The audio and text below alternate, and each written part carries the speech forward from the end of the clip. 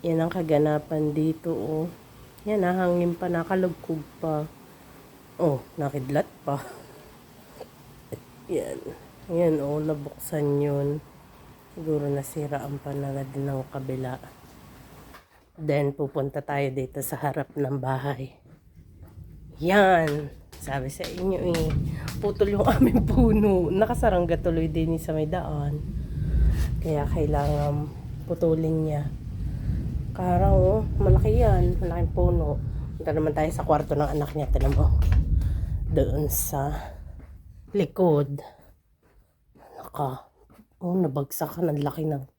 Kaya itinawag niya itatawag daw niya sa company. Yan, bumagsak ang puno, oh. Bumagsak yung puno. Kaano sa aming bubong. Baka sira daw yung aming bubong.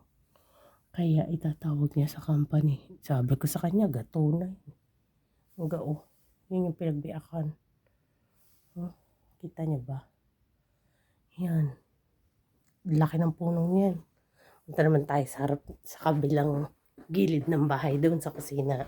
Ay, nakakagitla naman to eh. Dilim kasi dito sa bahay. Dilim kasi dito. Yan, sa kapitbahay namin na nasa California daw.